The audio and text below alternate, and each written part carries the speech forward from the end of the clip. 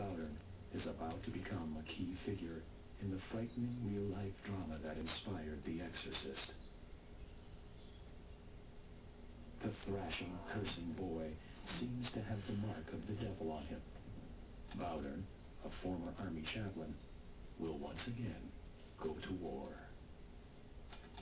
He went to see the Archbishop in St. Louis to get permission to use the prayers of exorcism, which you have to do that. You can't just go out and exorcise someone. The Archbishop makes one demand. He told him that he wanted a day-by-day account of everything that took place, and all the things that he did.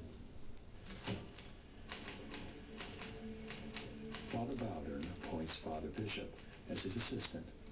He will keep a day-to-day journal of the events to come.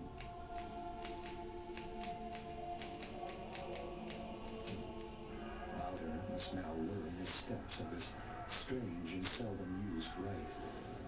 He consults the Rituale Romanum, a 400-year-old Latin how-to book for the rituals of the Catholic Church. Buried deep in its pages is a section describing how to perform an exorcism. The signs of possession are the following: ability to speak with some facility in a strange tongue, the faculty of divulging future or secret events, display of powers beyond the subject's age. For Bowdern, this is uncharted territory. Exorcisms are almost unheard of in the American Catholic Church in the 20th century.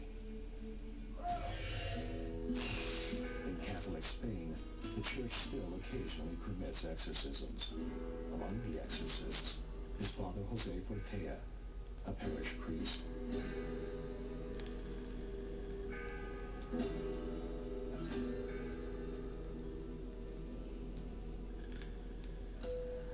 Demonic possession is a very, very unusual phenomenon. You can see thousands and thousands of people with psychiatric problems, and only one case in thousands is related to demonic influence. In St. Louis, Father Bowdern believes his case is real. He arms himself for the coming struggle, following the strictures of the Rituale Romanum. Let the priest pronounce the exorcisms in a commanding voice. He ought to have a crucifix at hand. If he notices that the person is experiencing disturbance in some part of his body, he traces the sign of the cross over that place and sprinkles it with holy water, which he must have at hand for this purpose.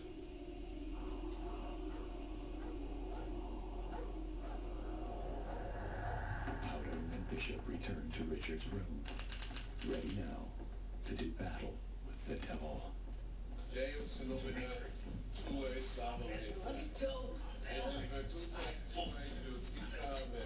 From Father Bishop's journal, his blows were beyond the ordinary strength of the boy.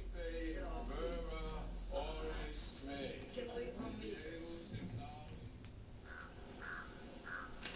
Deus et Pater Domini nostri Jesu Christe. Invoco nomen sanctum tuum et The clemente. prayers continue hour after hour. Then, just before 1 a.m., Open the window. he seems about to throw up.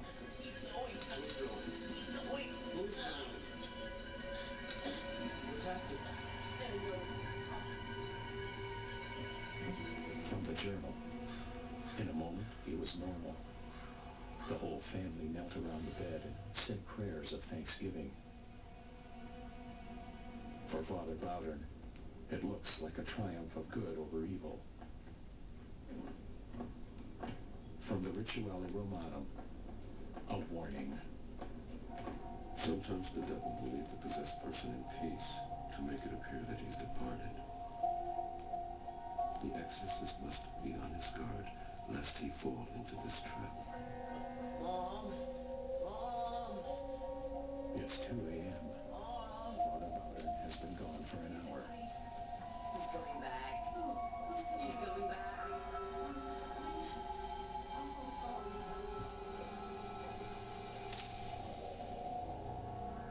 3:15 a.m., Bowden is called back to Richard's bedside. His fight with the devil is far from over.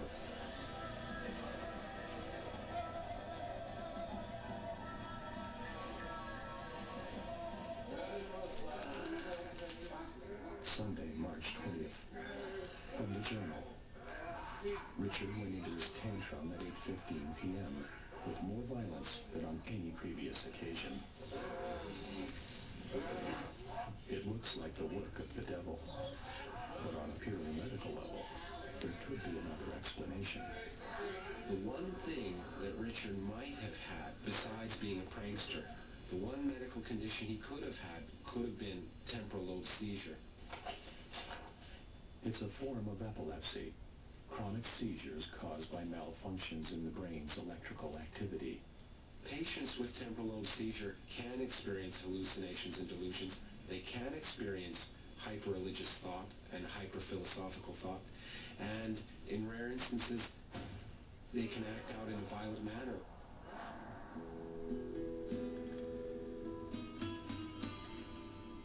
But do disease and the devil sometimes go hand in hand? Father Fortea, the Spanish exorcist, believes it is possible to be afflicted by seizures and possessed by demons at the same time. He has a warning for unbelievers. I can say to the people that they are not sure about the existence of God, that if they will see the eyes of a possessed person, and they will see what is to have the eternity before you, the whole eternity, centuries and centuries, thousands of years and thousands of years before you, and no salvation. Novelist William Peter Blatty is also a believer. Once I was convinced the phenomenon was real, that's what gave me an almost fervor of dedication in making it real for the reader, so that they could share the conviction that I had. The family can no longer deal with the ongoing nightmare. Father Bowden takes a drastic step, advised in the Rituale Romana. If it can be done so conveniently, the possessed person should be led to some worthy place where the exorcism will be held away from the crowd.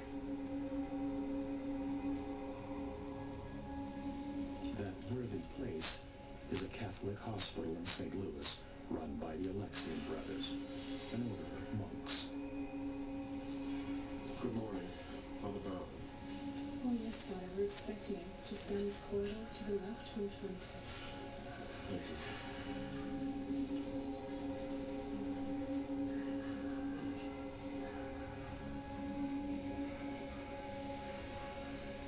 He's taken to a special wing, one with locks on the doors and steel mesh in the windows.